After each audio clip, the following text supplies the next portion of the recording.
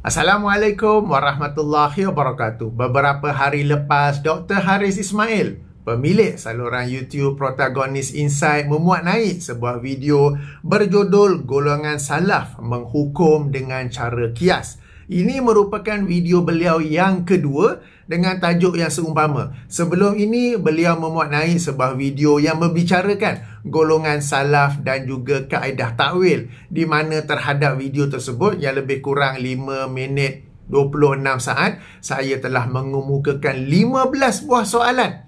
Apakah soalan tersebut? Link bagi video saya itu dalam kotak description. Jadi video ini pula, salaf dan juga penggunaan kaedah kias, yang tempohnya 6 minit 23 saat. Setelah saya menontonnya, saya ada beberapa soalan. Berbelas juga. Jadi saya membuat video ini untuk bertanyakan soalan-soalan ini kepada Dr. Haris Ismail. Di sini mungkin para penonton ada yang tertanya-tanya, apa manfaat duk buat soalan-soalan ni? Ada beberapa manfaat. Pertama, saya ingin memperkenalkan kepada para penonton apakah manhaj, apakah metodologi salafi yang kita biasa-biasa dengar kan? Salafi, apa benda salafi itu kan? Jadi, saya ingin memperkenalkan kepada tuan-tuan dan puan-puan, kepada para penonton yang dirahmati Allah sekalian, beberapa aspek tentang salafi. Macam sebelum ni, saya telah memperkenalkan manhaj salafi tentang takwil. Jadi dalam video ini, saya akan memperkenalkan pula manhaj ataupun metodologi salafi tentang penggunaan kias. Okey? Jadi secara tidak langsung, saya menggunakan video Dr. Haris Ismail ini untuk menerangkan beberapa aspek daripada manhaj ataupun metodologi salafi. Di sini, berdasarkan video saya yang sebelum ini, saya mendapat soalan yang lazim. Apa beza salaf dengan salafi? Okey. Salaf merujuk kepada 3 generasi pertama umat Islam, iaitu para sahabat, tabi'in dan tabi'in. Mereka disebut sebagai salaf. Mereka adalah 3 generasi pertama, atau mudah kira 300 tahun yang pertama. Adapun salafi ialah orang-orang yang hidup kemudian, sebagaimana saya pada masa kini, saya dan sahabat-sahabat salafi pada masa kini. Apabila kita ingin mengikuti manhaj, ingin mengikuti metodologi generasi salaf dalam beragama, kita disebut sebagai salafi. Itulah bezanya antara salaf dan salafi. Okey. Sebab yang kedua, saya nak tanya soalan ni, ialah saya ingin melatih tuan-tuan dan puan-puan semua kemahiran berfikir, kemahiran menganalisa. Sebab apabila kita menonton video, baik video saya, video Dr. Haris, atau video sesiapa lain, kita hendaklah sentiasa dapat berfikir, dapat menganalisa secara kritikal. Kebat ke? Kemahiran berfikir aras tinggi. Something like that lah kan. Dan tidak sekadar terima saja. Jadi macam saya, bila saya tonton video Dr. Haris ni yang 6 minit ni, macam-macam soalan yang timbul. Okey? Jadi, ayuh kita biasakan diri critical thinking. Okey, kalau tuan-tuan dan puan-puan dengar video saya pun boleh saja tanya-tanya soalan yang kita kata critical thinking, yang dengan soalan itu dapat menambahkan lagi ilmu, dapat mematangkan lagi kita dalam beragama. Itu yang kedua. Yang ketiga, dalam rangka bertanya soalan ini ya, supaya para penonton pun boleh mencari jawapannya. Meskipun saya tujukan soalan ini kepada Dr. Haris Ismail, tetapi para penonton pun boleh mencari jawapannya. Jadikanlah video ini sebagai satu latihan ilmiah. Okey, baik. Seperti biasa, saya minta izin terlebih dahulu daripada Dr. Haris Ismail untuk saya mainkan audio video beliau ini. Link bagi video beliau dalam kotak description. Saya mainkan audio saja, saya mainkan, pause dan saya tanya soalan. Saya mainkan, pause, saya tanya soalan ya. Dan kemudiannya saya minta kepada para penonton untuk, kalau ada yang nak menghentam tu, jangan hentam lagi, okey? Kita bagi ruang dan peluang kepada Dr. Haris untuk menjawab soalan-soalan saya ni dalam siri video beliau yang akan datang. Sebab video beliau ini ialah video bersiri. Kan tajuknya di situ. Lepas tu di hujung ada siri tafsir oleh Dr. Haris Ismail. Okey, jadi kita bagi peluang, kita bagi ruang untuk beliau menjawab, menjelaskannya dalam siri video yang akan datang. Kalaulah beliau nak menjawabnya ya. Okey, baik. Saya akan mainkan video beliau. Kita mulakan dari minit 0.44 kerana sebelum itu beliau memperkenalkan videonya yang sebelum ini tentang salaf dan penggunaan kaedah takwil terhadap ayat-ayat Al-Quran. Kita dengar apa yang beliau katakan. Hari ini saya nak menerangkan dan menunjukkan bahawa golongan salaf juga ada membuat kiasan, mengkiaskan sesuatu perkara sebelum menjatuhkan hukuman terhadap perkara tersebut. Sebabnya kita tahu juga golongan-golongan tersebut, ada setengah golongan ni yang mana pada zaman sekarang mereka tidak menerima kias-kias yang dilakukan oleh para ulama. Mereka mempersoalkan ulama, mereka baca buku-buku sendiri dengan kefahaman sendiri, mereka mempersoalkan ataupun menyemak, konon-kononnya menyemak.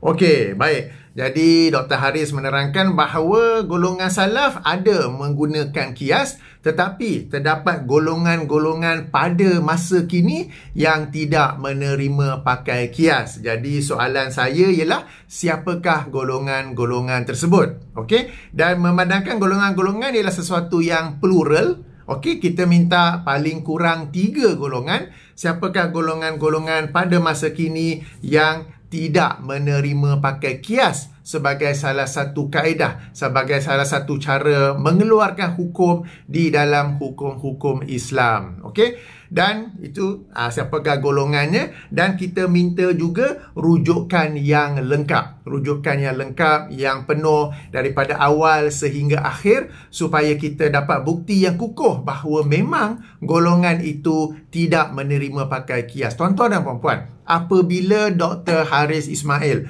mendakwa pada masa kini terdapat golongan-golongan daripada kalangan umat Islam yang tidak menerima pakai kias, ia adalah satu dakwaan yang sangat serius. Kenapa? Kerana ia bererti pada masa kini terdapat golongan-golongan yang bagi mereka heroin, morfin dan segala jenis dadah pada masa kini adalah halal. Ia bererti bagi golongan-golongan ini macam-macam cara perjudian yang ada sekarang ni. Kita boleh berjudi menggunakan apps dalam phone, boleh berjudi menggunakan website. Kalau yang ada kena blok, boleh guna VPN kepada negara lain, apa semua. Bererti ada golongan-golongan sekarang ini terhadap beberapa hukum Islam, mereka menghalalkannya sebab mereka tidak mengguna pakai kias. Ini adalah satu dakwaan yang sangat serius. Sebab umat Islam, para tokoh, para ulama umat Islam menjatuhkan hukuman yang haram kepada heroin, morfin dan segala jenis dadah, pil ekstasi ke apa semua tu berdasarkan kaedah kias. Demikian juga para ulama berkata segala bentuk perjudian, segala macam instrumen perjudian, ia adalah haram berdasarkan kaedah kias. Jadi apabila didakwa adanya golongan yang tidak menerima pakai kaedah kias, ini adalah satu tuduhan yang serius, dan saya yakin Dr. Haris Ismail mengetahui betapa seriusnya, betapa beratnya dakwaan beliau ini. Saya yakin beliau sudah ada bukti yang kukuh untuk dikemukakan bila-bila masa kita bertanya. Bukti yang kukuh lagi, tanpa ragu lagi tentang wujudnya golongan-golongan ini. Adapun kita yang bermanhaj salafi, baik saya dan sahabat-sahabat yang bermanhaj salafi, baik kepada para penonton yang baru nak berkenalan dengan manhaj salafi, atau sesiapa yang sekadar nak tahu je salafi tu apa, tak nak join pun tak apa. Okey, ini bukan kelab nak kena bayar yuran ke apa ke. Okey, bagi kami menerima pakai kias sebagai salah satu sumber hukum dalam Islam. Saya ulangi, kami salafi menerima pakai kias sebagai salah satu sumber hukum dalam Islam. Tanyalah mana-mana orang yang mendakwa dirinya salafi, apakah hukum heroin, apakah hukum morfin. Rujuklah kepada tokoh-tokoh besar salafi seperti Syekh Abdul Aziz bin Baz, Syekh Muhammad bin Saleh Al-Utsaimin, Syekh Saleh Fauzan dan sebagainya, rahimahullah. Mereka semua akan berkata ia adalah haram berdasarkan kaedah kias. Rujuklah laman web salafi, Islam Q&A yang diuruskan oleh Syekh Saleh Munajid kan. Itu pun juga haram. Kenapa? Kenapa boleh jadi haram? Ia berdasarkan kaedah kias. Jadi saya ulangi tuan-tuan dan puan-puan, kami Salafi menerima pakai kias sebagai salah satu sumber hukum dalam Islam. Bahkan kami menerima pakai kias apabila ia digunakan dalam hal ibadah. Yang ini apabila ia digunakan untuk menyempurnakan sesuatu ibadah. Apa maksud saya menyempurnakan sesuatu ibadah? Okey. Pada masa sekarang ini, ada macam-macam cara kita travel. Ada yang dengan naik kapal terbang ke, bas ekspres, kereta api, lori, kereta, kapal selam, kan? Jadi, kalau seseorang itu tak dapat solat, berdiri, menghadap kiblat dan dengan semua pergerakan-pergerakan, rukuk, iktidal, sujud, apa semua tu seperti biasa, apakah boleh baginya solat duduk di kerusi kenderaan tersebut? Di kerusi dalam kapal terbang, di kerusi dalam kereta api, di kerusi dalam bas ekspres, di kerusi dalam kereta Grab, apa semua tu boleh ataupun tidak? Jawapannya boleh, kerana dikiaskan kepada sebuah kes dalam hadis riwayat Imam At-Tirmizi di mana Rasulullah sallallahu alaihi wasallam pernah melaksanakan solat fardu di atas haiwan tunggangan.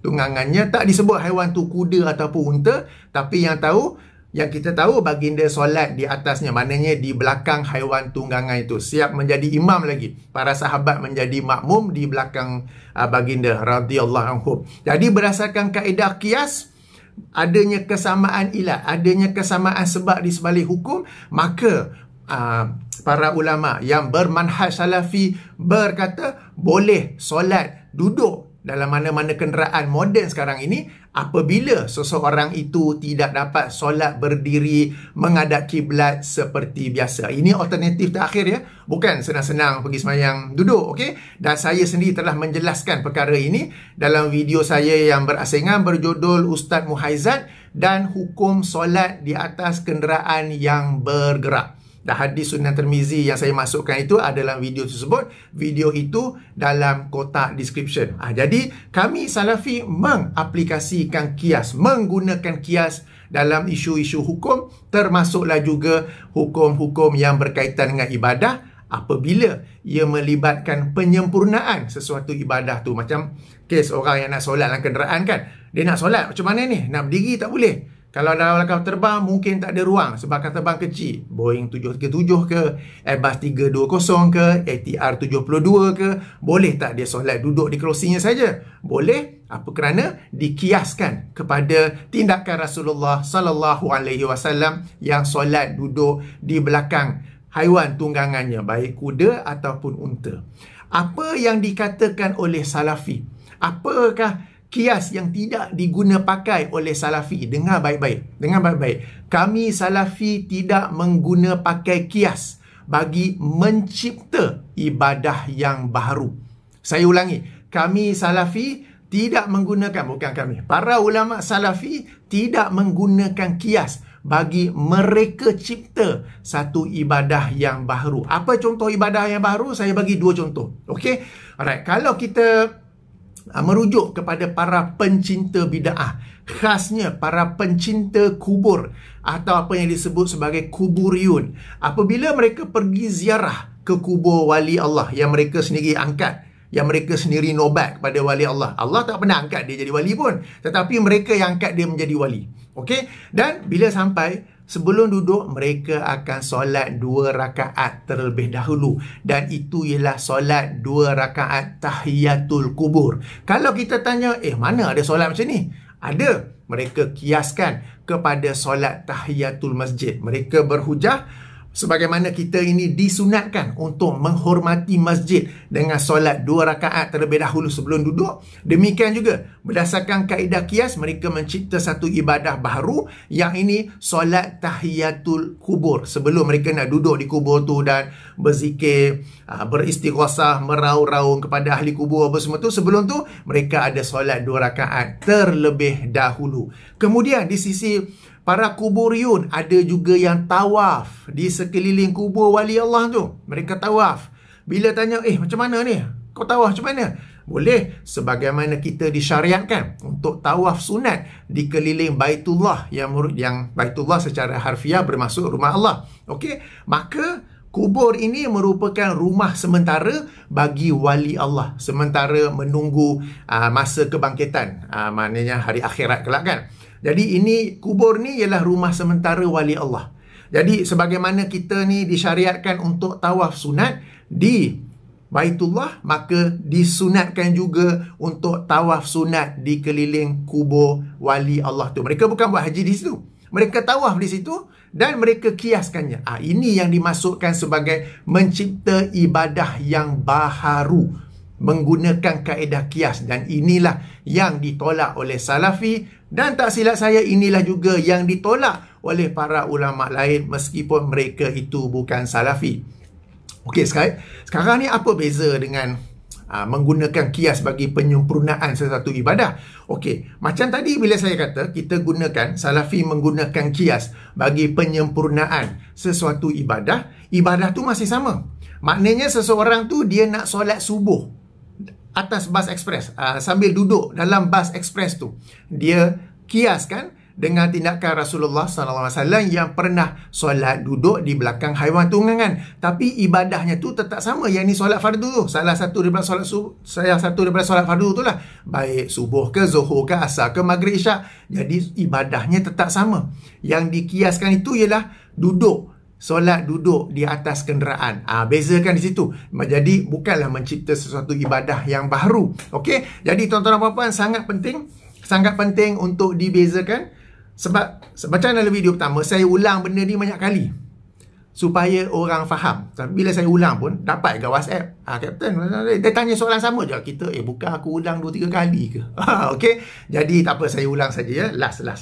Kami Salafi menerima pakai kias sebagai salah satu cara, sebagai salah satu sumber hukum dalam Islam terhadap isu-isu yang baru timbul. Dan kami juga menggunakan kias dalam perkara-perkara yang melibatkan penyempurnaan sesuatu ibadah. Cuma kami tidak pakai kias untuk mencipta satu ibadah yang baru. Sebab ibadah yang baru itu ialah bida'ah. Dan kita tak boleh nak guna kias bagi membuat bida'ah, kemudian puji diri sendiri, kata apa? Ini bida'ah hasanah. Okey, jadi apabila Dr. Haris Ismail dalam videonya ini membicarakan tentang golongan-golongan yang tidak mengguna pakai kias sebagai salah satu sumber hukum, beliau bukan berbicara tentang golongan Salafi. Maka sesiapa yang Salafi di kalangan para penonton, yang Salafi ataupun yang baru nak berkenalan dengan Salafi ke apa ke, don't worry, he is not referring to you, he is not referring to us. Beliau bukan berbicara tentang kita. Sebab itulah saya tanya, siapakah golongan-golongan yang dimasukkan oleh Dr. Haris tersebut. Dan soalan yang keduanya ialah rujukan penuh golongan tersebut, supaya kita dapat bukti yang sepenuhnya memang terdapat golongan yang, sebab dari satu aspek kita nampak macam mereka ni kononnya tidak menerima kias, padahal lebih serius. Bererti golongan ini, pelbagai jenis dadah yang ada sekarang ni adalah halal bagi mereka. Pelbagai jenis instrumen-instrumen untuk melakukan perjudian masa kini adalah halal bagi mereka. Jadi wujud ke golongan seperti itu? Okey, jadi kita minta rujukan yang penuh daripada Dr. Haris Ismail. Okey, kemudiannya kalau minit 1.15 dan seterusnya, dalam video ni lah saya tak dapat tunjuk. Dr. Haris Ismail adalah passing satu banner kan, tentang fatwa-fatwa ulama. Jadi saya nak menunjukkan menyimak fatwa-fatwa ulama yang beliau kemukakan di situ. Banner menyimak fatwa As-Subki dan menyimak fatwa Ar-Ramli. Meskipun Dr. Haris berkata mereka, sebenarnya itu video saya. Jadi bukanlah mereka, saya seorang. Bagi tuan-tuan dan puan-puan yang tertinggal kapal terbang, video apakah itu, ataupun tertinggal kapal selam, tak tahu video apa tu, link dalam kotak description. Ini adalah kali kedua Dr. Haris mengemukakan video saya ini tanpa beliau sendiri membuat kritikan ilmiah, tanpa beliau sendiri membuat bantahan ilmiah. Sebelum ini beliau ada kemukakan dan beliau kata inilah sesuatu yang melucukan. Yang ini pun beliau kemukakan sebagai orang yang tak ada ilmu apa-apa semua tu. Tapi dia sendiri tak mampu untuk membantah, untuk membuat kritikan ilmiah, kan? Jadi yang ni saya tak ada soalan, cuma saya berterima kasih kepada Dr. Haris kerana bagi iklan lah. Okey, jadi sesiapa yang tak tahu video apa yang Dr. Haris masukkan, link dalam kotak description di mana saya menyemak fatwa Imam Ramli, fatwa Imam Imam As-Subki dalam topik tawasul dan juga istighasah. Okey, kita dengar selanjutnya. Bahawa mereka tidak mempunyai cukup pengetahuan bahawa kias-kias ini juga dilakukan oleh golongan salaf, lebih tepat para sahabat sendiri.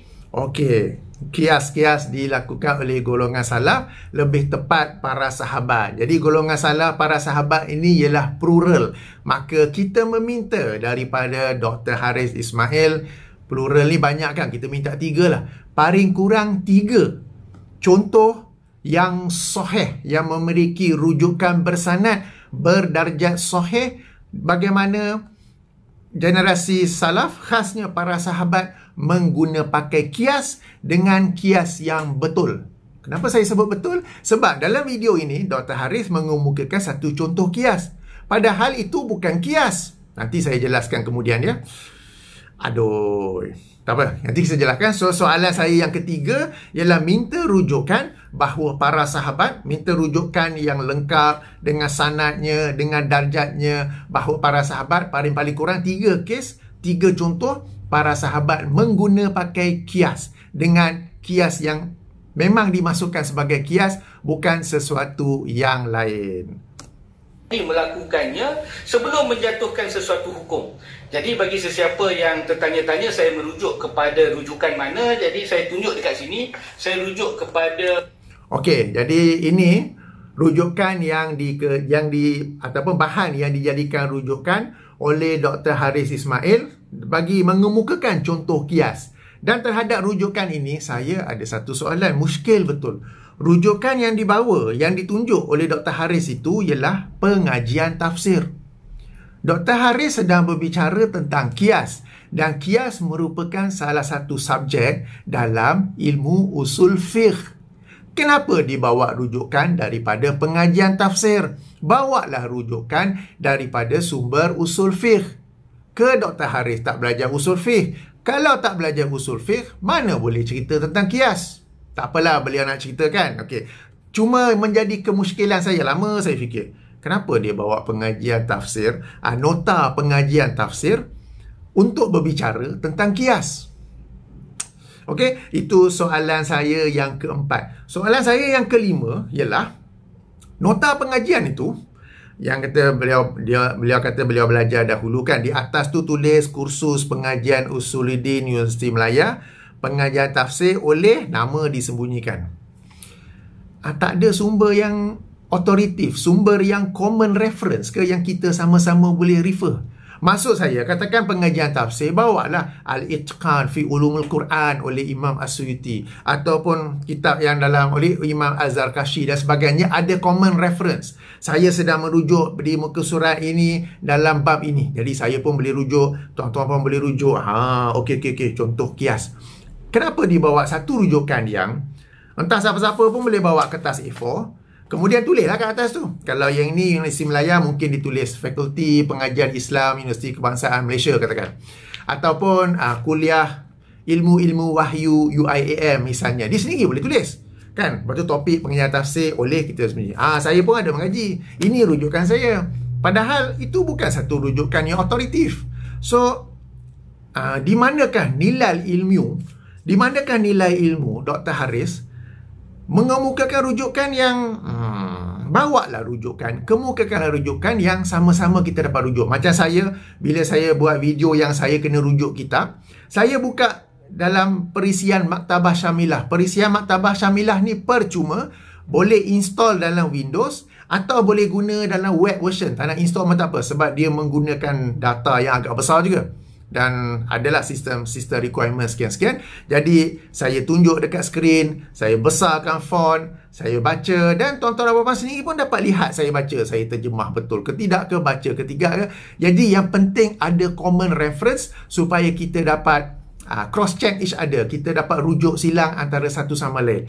Bila Dr. Haris bawa rujukan macam ni, satu dari sudut Adakah ia satu rujukan muktabar, satu rujukan yang otoritif? Sangat-sangat diragukan. Kemudian kita nak cross check pun tak boleh, kan? Jadi inikah standard ilmu Dr. Haris Ismail?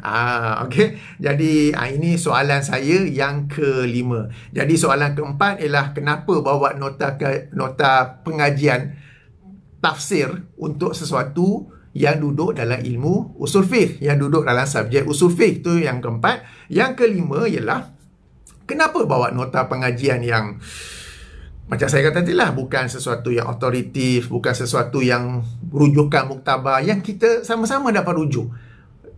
Di manakah nilai ilmu, disiplin ilmu, standard ilmu Dr. Haris ini, dan adakah beliau hendak menyembunyikan sesuatu? Kita pun tak boleh nak refer kan. Nama pun tak tahu. Tak tahu siapa tulis tu. Kapten mana pula kau ya?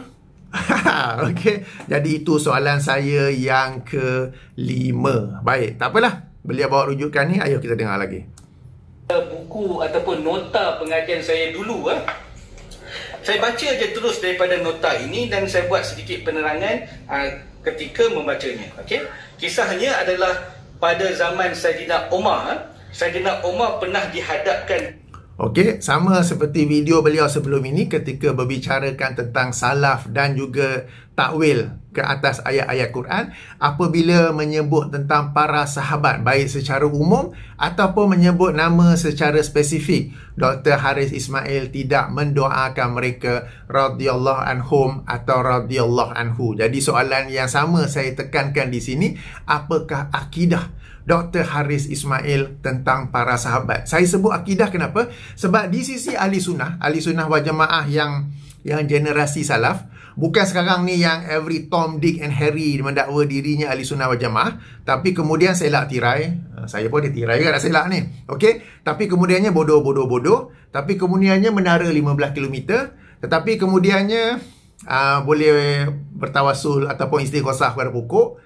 At the same time, dia claim dia ahli sunnah wal jamaah. Okay. Di sisi ahli sunnah wal jamaah yang generasi salaf, salah satu chapter, salah satu bab dalam akidah mereka ialah sikap kita terhadap para sahabat Nabi SAW. Dan satu contoh baru-baru ini saya membuat ulasan buku Syarahus Sunnah oleh Imam Al-Barbahari. Dan dalam tu pun anda akan menemui satu perbincangan ataupun beberapa poin-poin tentang akidah seorang ahli sunnah terhadap para sahabat radhiyallahu anhum.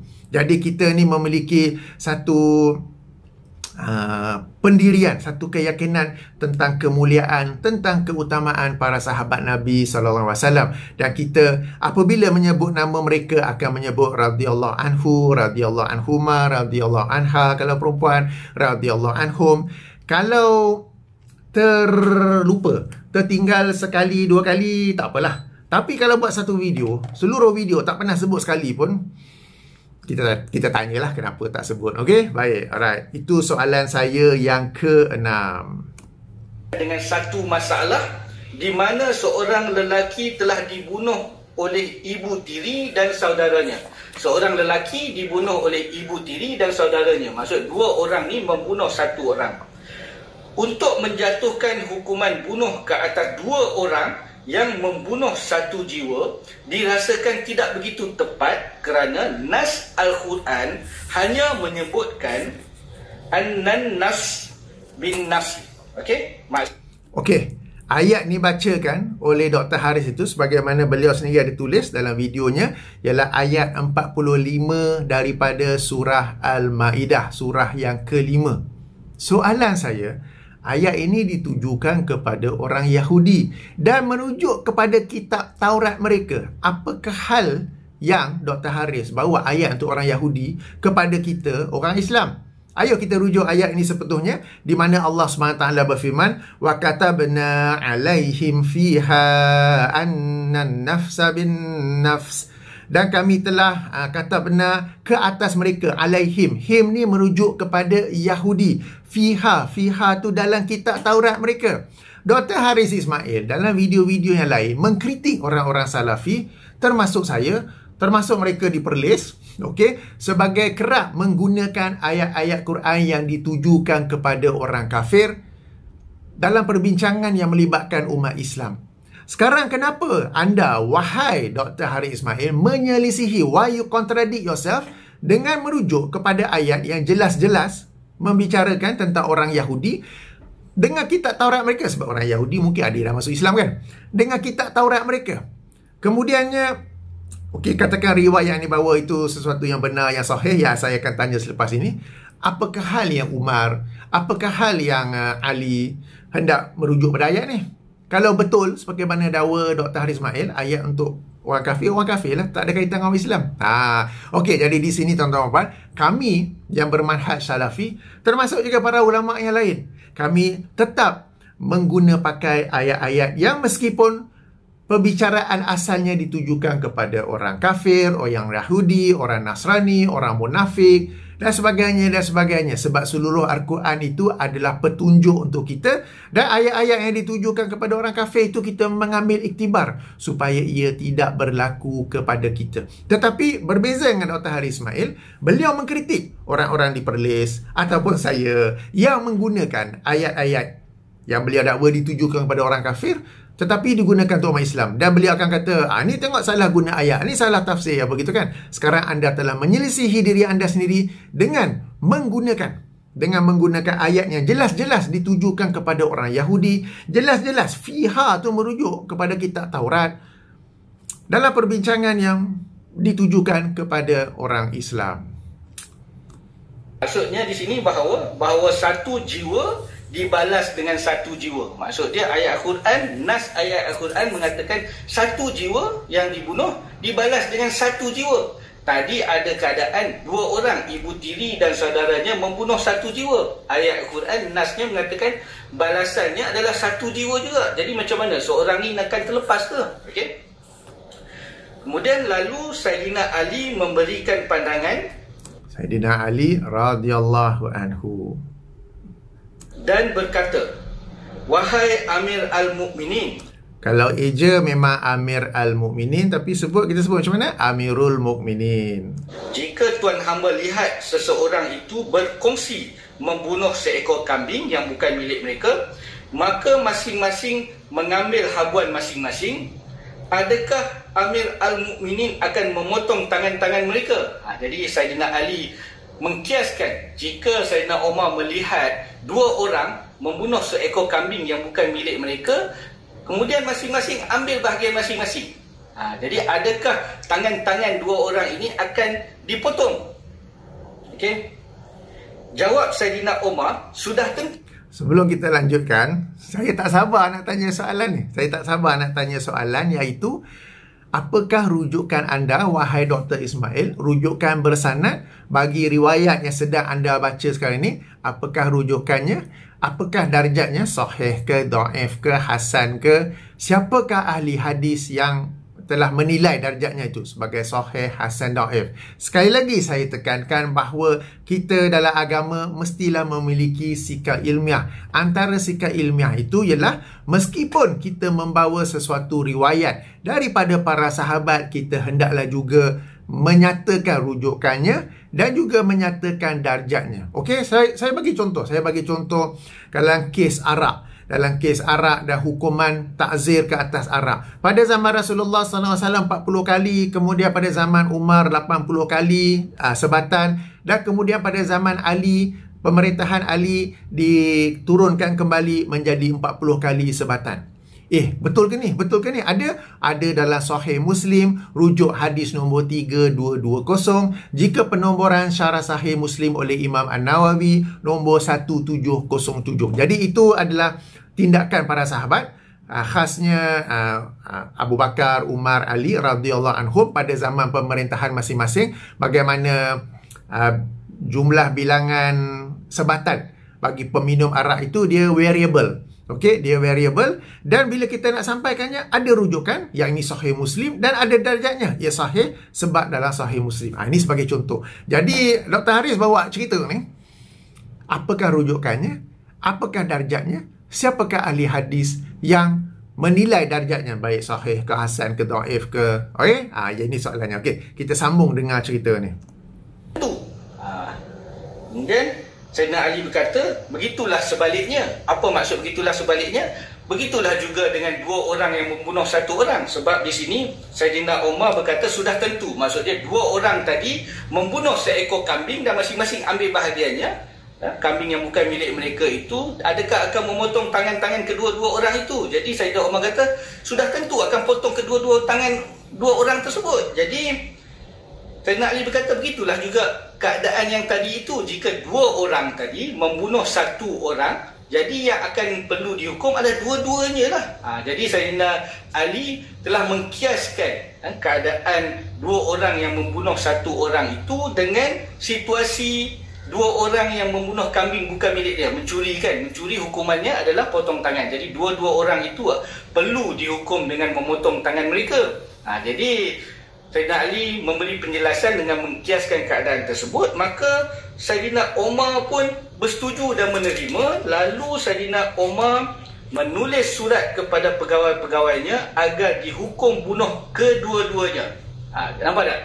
Jadi mengikut nas Al-Quran, 1 jiwa perlu dibalas dengan 1 jiwa. Tapi setelah dikiaskan dengan situasi yang Saidina Ali sebut tadi, maka Saidina Umar menerima kiasan tersebut dan membuat hukuman bahawa 2 orang itu perlu dihukum kerana membunuh 1 jiwa. Okey, kita telah mendengar. Kita assume riwayat ini adalah sahih. Okey, Dr. Haris Ismail boleh bezakan tak? Tahu tak perbezaan antara kias dengan permisalan? Kisah yang anda bawa itu, wahai Dr. Haris, apakah itu kias atau ia adalah permisalan? Maknanya Ali radhiyallahu anhu memberi satu kes, a similar case, tengok macam mana.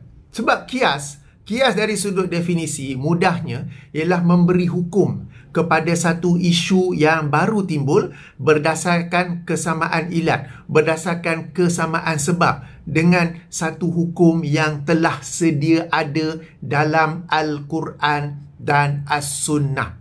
Ini yang penting, dalam Al-Quran dan As-Sunnah. Saya ulangi ya.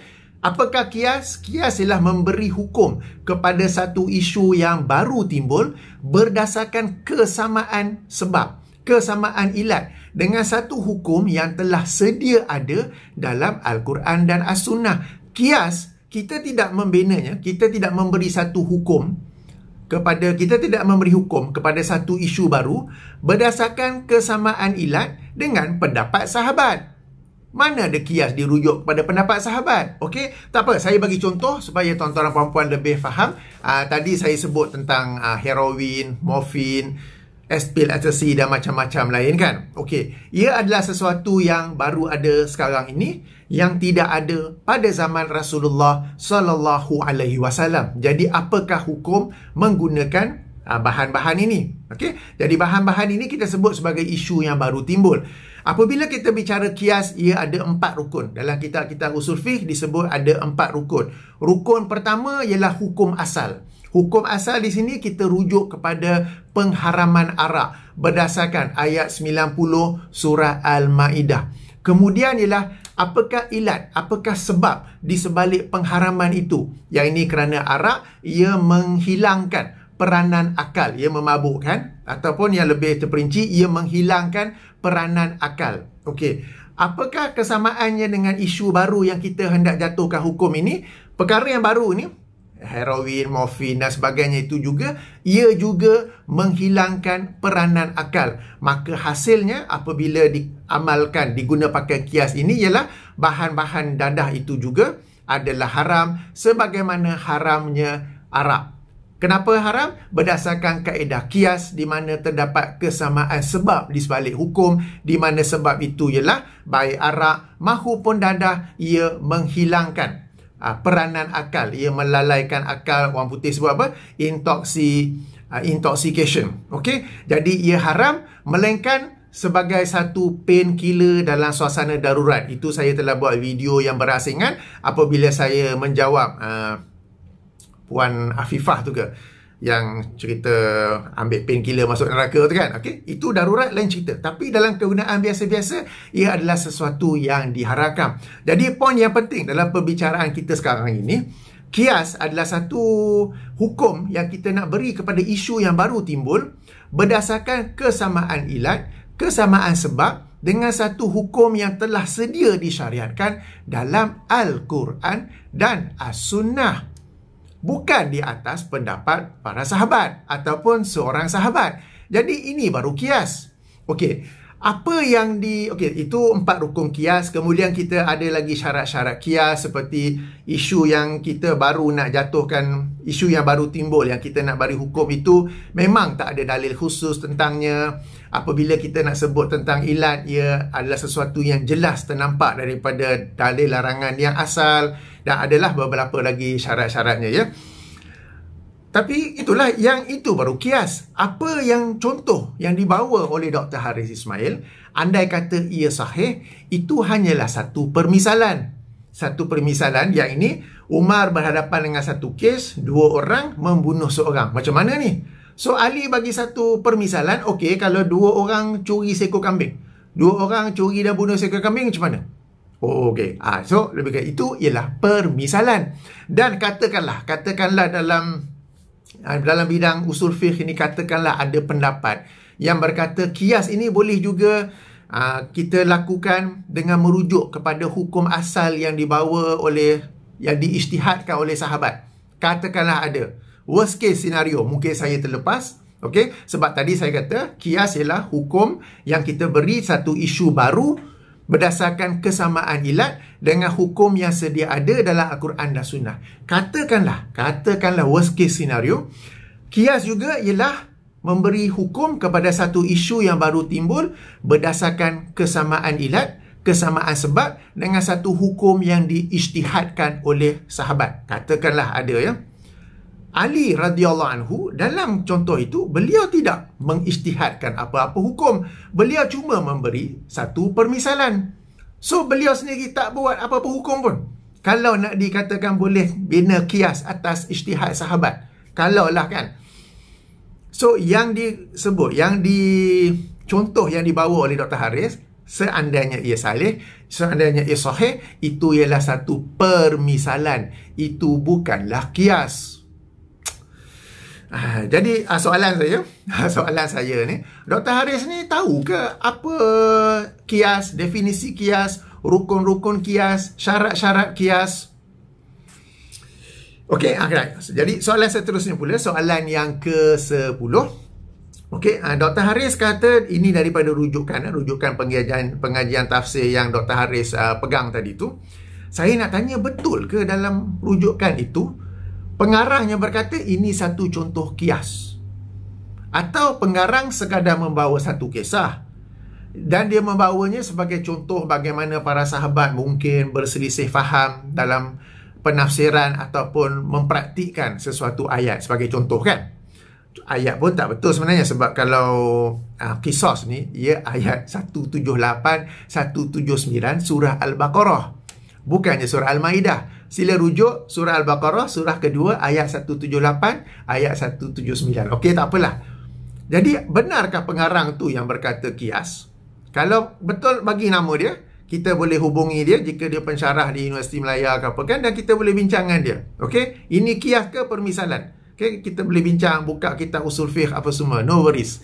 Tapi, itulah soalannya. Apakah pengarang asal kertas nota tu, silat-silat tutor siapa-siapa mana tulis entah tu, berkata itulah kias, atau mereka sekadar mengemukakan riwayat itu sebagai contoh bagaimana para sahabat berselisih untuk mempraktikkan sesuatu ayat, lalu Dr. Haris yang membuat kesimpulan ini satu contoh kias. Okey, alright, kita tanya saja.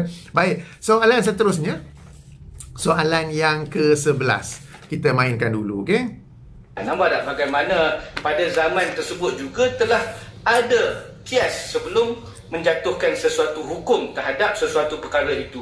Jadi bagi mereka yang mengatakan bahawa perlu mengambil maksud daripada ayat Al-Quran secara terus literal, keadaan tersebut macam mana? Apa kaitan mengambil ayat Quran secara literal dengan pengamalan kias? Apakah berarti jika seseorang itu mengambil ayat Quran secara zahir, secara literal, berarti dia menolak kias? Apa kaitannya, Dr. Haris? Satu jiwa perlu dibalas satu jiwa, dan 2 orang membunuh, satu jiwa sajalah kita balas, 1 orang lagi terlepaslah. Jadi tak betul lah, nampak tak? Jadi mereka ini yang mengatakan kias tidak boleh diterima dan sebagainya, perlu ambil literal, memang totally tak betul, memang out, tak kena langsung, ternyata ilmu yang tak cukup. Okey, jadi soalan saya yang ke-11 itu ialah, apa kaitan dengan seseorang itu mengambil ayat Quran secara zahir, secara literal, dengan sama ada dia itu menerima ataupun menolak kias?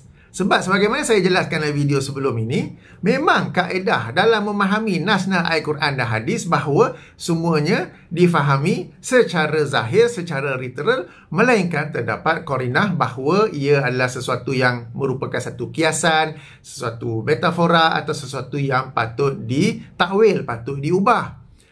Literal atau tak literal, tak ada kaitan dengan seseorang itu mengguna pakai kias ataupun tidak. Kalau dirujuk kepada rukun-rukun kias, kalau dirujuk kepada syarat-syarat kias, tak ada pula syarat di situ seseorang itu memahami Al-Quran secara tersurat dan tersirat. Kalau memahami secara literal, maka dia tidak boleh amal kias. Tak ada syarat macam tu. Okey. Kemudian soalan yang ke-12. Soalan yang ke-12 ialah Dr. Haris kata, tengok orang ni kalau pegang literal ayat, nanti macam mana ni kalau dua orang yang membunuh seorang, tapi ayat tu sebut seorang dengan seorang, maka yang dua orang tu terlepaslah. Wahai Dr. Haris Ismail, anda nak bicara tentang ni, anda buat kajian rujukan ke tidak? Sebab perbincangan tentang jika dua atau lebih orang yang membunuh satu orang telah pun ada perbincangannya dalam kitab-kitab fiqh jinayat. Fiqh jinayah lah, fiqh jinayat. Atau paling-paling ialah Tafsir Al-Qurtubi, Al-Jami' li Ahkamul Quran oleh Imam Al-Qurtubi.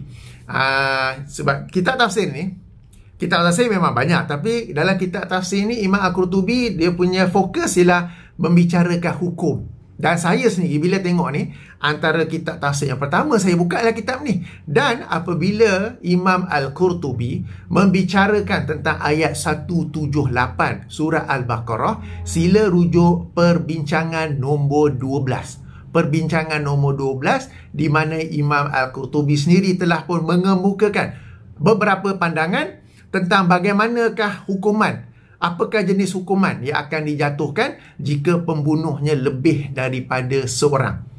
Okey, dah ada dah perbincangannya di situ. Dan dalam banyak-banyak perbincangan, pendapat itu, pendapat ini, Al-Qurtubi kata, akunya pendapat pula gini apa semua, tak ada pun yang guna kaedah kias. Dan riwayat yang dibawa antara Umar dengan Ali tu pun tak ada. Okey, so Dr. Haris tak buat kajian dulu ke tentang you nak bawa subjek ni? Of course, kitab tafsir yang anda akan buka ialah yang itu juga, dan sudah ada perbincangannya. Dan kami, bila kami kata kami Salafi, bukanlah bererti kami ada hukum jinayah yang lain, hukum hudud yang lain, kisos yang lain, ta'zir yang lain. Tak pun. Yang Salafi ni banyak kepada akidah dan banyak kepada menolak bid'ah. Yang lain-lainnya seperti hukum munakahat ke, poligami sama juga, syarat maksimum 4 dan syarat mesti adil. Bukanlah kalau Salafi boleh jadi 6. Tak. Banyak lain sama saja. Yang beza tu sikit. Dan apabila masuk dalam fiqh jinayat, sama saja. Dan rujukannya, saya ulangi sekali lagi, Al-Jami' li Ahkamul Quran, tafsir bagi ayat 178 surah Al-Baqarah, perbincangan yang ke-12. Perbincangan yang ke-12 sudah ada di situ. Dr. Haris, anda tak buat homework ke sebelum buat video tu ya? Sudah ada perbincangannya di situ. Jadi tak adalah kerana seseorang itu literal, kerana seseorang itu tidak mahu guna pakai kias lah kononnya, maka macam apa yang Dr. Haris tadi katalah. Okey, baik. Cukup kefahaman yang sangat rendah dan juga ternyata memang totally tak betul, memang out. Siapa yang totally tak betul sekarang ni dan siapakah yang out sekarang ini? Kena langsung, ternyata ilmu yang tak cukup, kefahaman yang sangat rendah dan juga pengetahuan yang kurang. Jadi sekarang ni siapakah yang sebenarnya? Yang ni bukan soalan lah, mungkin sebagai kesimpulan ya, siapakah yang sebenarnya ilmu tak cukup, kefahaman yang sangat rendah, pengetahuan yang kurang? Tapi mereka mengatakan orang lain yang kurang pengetahuan, tapi mereka telah menyampaikan, mengelirukan umat-umat Islam yang lain. Siapa yang mengelirukan sebenarnya ni? Umat Islam, bukan umat-umat Islam, umat Islam sahaja. Melainkan Dr. Haris masukkan dengan umat-umat yang sebelum ni pun Islam juga mereka kan, tetapi mereka ikut syariat Nabi Isa, syariat Nabi Musa, syariat Nabi Ibrahim kan. So you are referring now to all umat ya. Mereka tu masih lagi dengar video Dr. Haris ke sekarang ni? Hingga menyebabkan apabila kita ingin menyampaikan perkara yang benar, perkara yang lurus, mereka menyangka bahawa kita pula nak mengelirukan. Tapi sedangkan mereka yang sendiri telah terkeliru. Setakat itu dulu. Okey, sudah pun 49 minit video Dr. Haris ini, 6 minit 23 saat. Saya tanya soalan, jumlah tadi 12 kan? 12 soalan dah hampir 50 minit sahaja. Jadi itulah soalan-soalan saya. Moga-moga dengan video ini tuan-tuan dan puan-puan dapat mengenal Salafi dan bagaimana sikap ataupun manhaj ataupun metodologi Salafi terhadap kias, di mana kita menerima pakai kias, termasuklah dalam perkara-perkara yang melibatkan penyempurnaan ibadah. Kami Salafi memang secara keras, secara tegas menolak kias apabila ia digunakan untuk mencipta ibadah baru. Itu saja yang kami tolak. Kami bukanlah menolak kias secara total. Jadi siapakah golongan-golongan, kumpulan-kumpulan yang dimasukkan oleh Dr. Haris itu? Entahlah. Kemudian saya harap melalui video ini juga tuan-tuan dan puan-puan dapat belajar tentang kias, apakah definisinya, apakah rukun-rukunnya, dan bagaimana satu contoh mengguna-pakaikan, mengapplykan kias kepada satu isu yang ada sekarang ni, seperti dadah-dadah heroin, morfin, pil ekstasi dan sebagainya. Bagaimana kita menggunakan kias bagi menjatuhkan hukum kepada sesuatu yang baru ada pada masa kini, tetapi tidak ada pada zaman Rasulullah sallallahu alaihi wasallam. Baik, sudah pun panjang video saya itu. Sehingga sini sahaja. Tafsir Al-Qurtubi itu sudah pun diterjemahkan, tapi mahal lah sebab dia banyak jilid. 20 lebih rasanya. Okey, sesiapa yang ada kelapangan, kalau tak faham bahasa Arab, ada kelapangan, boleh beli edisi terjemahan. Cuma memang mahal lah sebab dia banyak jilid apa semua tu ya. Tapi itu memang rujukan saya kalau nak melihat sesuatu ayat tu dari sudut hukum, perbicaraan hukum macam mana. Sebab Imam Al-Qurtubi, tafsiran dia tu memang fokus kepada aspek hukum. Okey, baik, sehingga sini sahaja dahulu. Subhanakallahumma wa bihamdika asyhadu an la ilaha illa anta astaghfiruka wa atubu ilaika. Assalamualaikum warahmatullahi wabarakatuh.